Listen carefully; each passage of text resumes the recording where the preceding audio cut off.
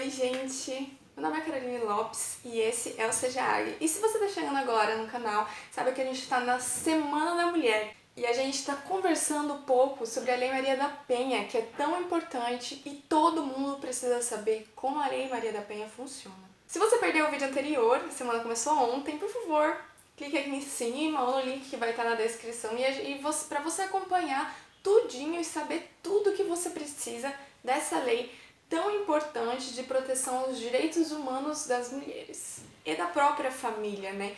A Lei Maria da Penha protege a família e é isso que é uma das poucas coisas que são faladas, né? A lei que a gente conhece comumente como Lei Maria da Penha, na verdade, é a Lei Federal número 11.340 de 2006, ou seja, fazem 13 anos que ela existe, mas ela é bem recente, certo? E se você não sabe, ela foi criada justamente para dar uma resposta a tantos crimes que aconteciam, mas não existia nada. A Maria da Penha viveu um relacionamento abusivo, como muitas mulheres que vivem hoje, como muitas que talvez estejam me assistindo nesse momento. Só que um dia ela sofreu a primeira tentativa de homicídio do marido dela, que foi com um tiro, né, nas costas. E quando ela leva esse tiro nas costas é quando ela fica paraplégica. E aí depois, cerca de uma semana depois, que ele tenta matar ela da primeira vez e não consegue, ele tenta matar ela de novo, eletrocutada no banheiro. Então, depois disso, dela sobreviver a tudo isso, ela entra com uma ação contra ele, né? E essa ação, assim,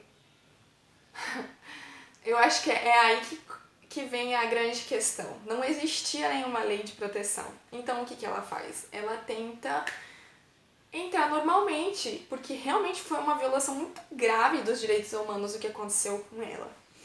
Mas mesmo assim, como não existia nenhuma lei de proteção, você vê como que é importante uma lei de proteção hoje, como a gente tem que valorizar essas leis protetivas, né? Essas medidas que são protetivas, assim, das mulheres. E aí na época dela não tinha. Então o que acontece? Ela lutou e foram 19 anos até ele ser condenado. E quando ele foi condenado, ele ficou 2 anos na prisão. Então, assim, a sentença dele saiu em 2002, 2004, ele já estava solto, tendo tentado matar ela 2 vezes, causando uma lesão terrível, grave, que ela carregou pelo resto da vida dela. E aí, com essa demora do Brasil e o Comitê de Direitos Humanos Internacional, ele veio e deu, que eu poderia dizer, uma bronca, né, no Brasil, porque o que aconteceu com ela foi uma coisa absurda e o Brasil demorou demais para ter alguma medida a respeito disso. Então, o que aconteceu? O Comitê de Direitos Humanos Internacional reconheceu realmente esse como o primeiro crime de violência doméstica e forçou, querendo ou não, o Brasil a criar a Lei Maria da Penha. Vou deixar um link aqui dela própria contando a história dela. E ela tem livros a respeito. E ela precisou sofrer muito para que hoje eu e você tivéssemos essas proteções legais. Então a gente precisa valorizar essas proteções. Alguém sempre teve que ser o precursor e teve que sofrer muito mais para que uma lei viesse a ser criada, em especial uma lei protetiva. E hoje a gente tem a Lei Maria da Penha para a proteção, por isso que ela é extremamente importante.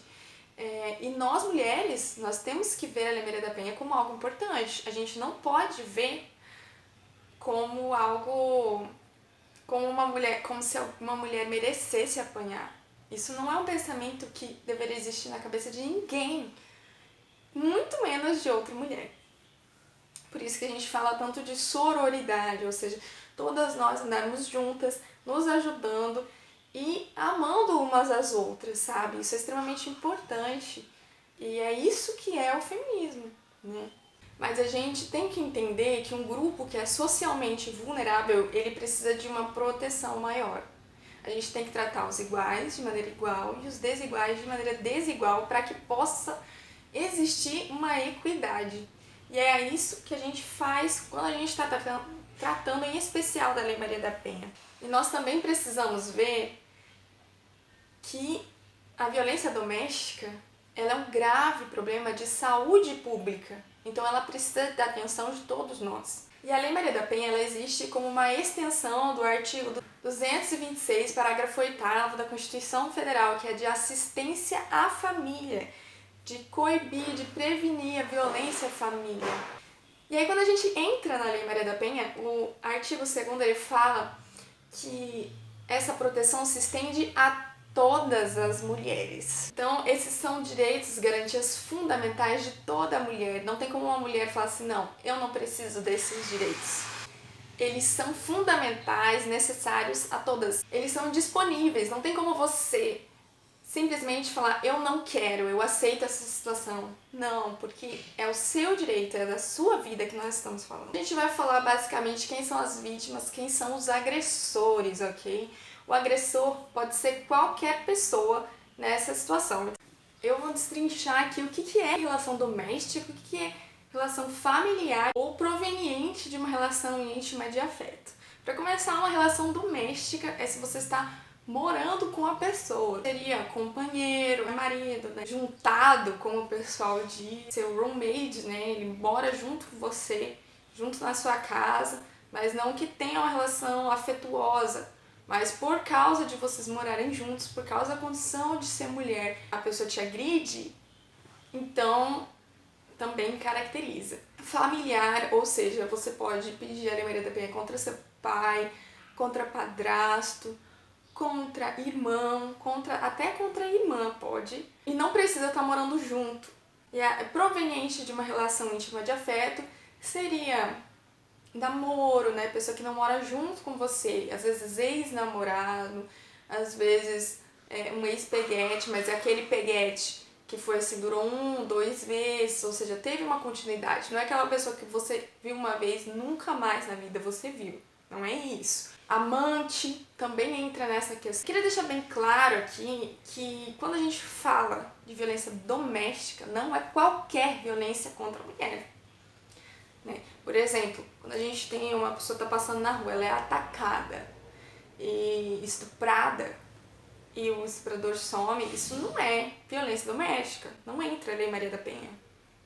Mas se você é estuprada dentro do teu matrimônio, né, aquele estupro marital que o homem força, mesmo estando casados, isso não pode, gente, pelo amor de Deus.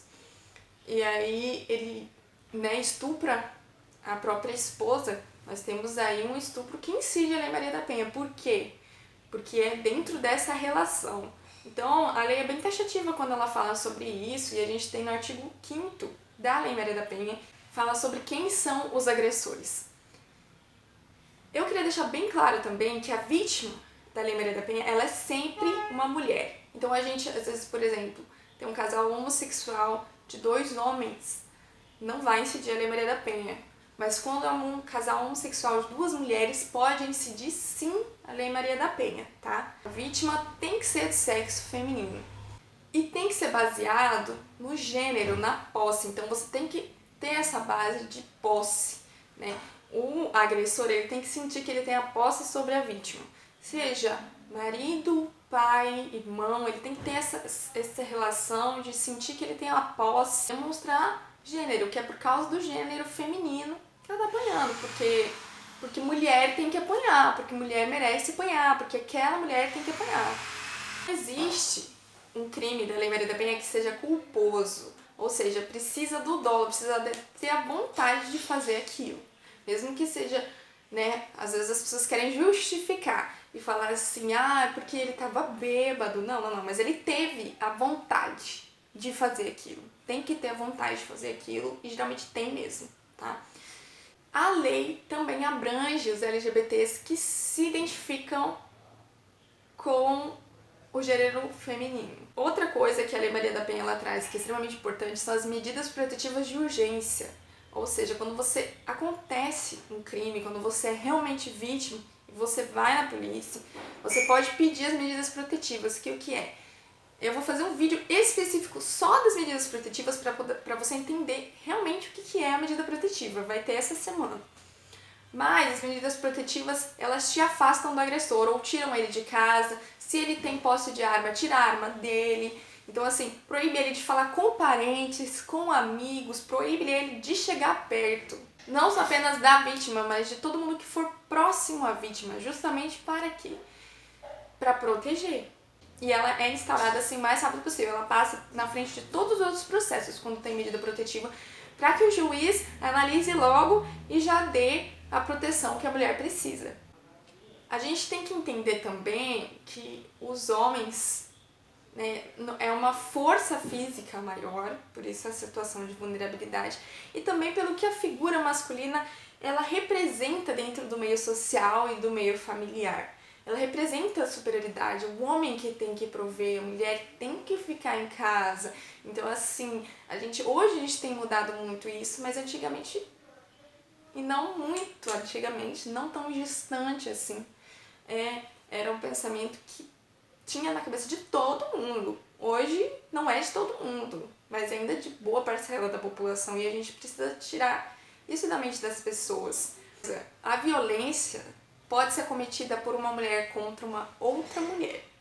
Então nós temos, por exemplo, o caso LGBT que eu já falei, mas daí nós temos mãe contra filha. Pode incidir Maria da Penha? Dependendo da situação, pode sim. Desde que demonstre que seja em relação de gênero, em relação dessa vulnerabilidade. Então não é qualquer violência, mas são essas violências específicas que são em detrimento de gênero mesmo, né, de posse. Por enquanto, gente, é isso. Eu espero que você tenha gostado. Se você achou que esse vídeo foi interessante pra você, que ele precisa ser compartilhado com outras pessoas, por favor, compartilhe esse vídeo, dê o seu like, se inscreva no canal se você é novo por aqui. Não perca, essa semana a gente vai falar tudo o que você precisa saber sobre a Lei Maria da Penha. Então continue me acompanhando, que você não vai se arrepender. E é isso.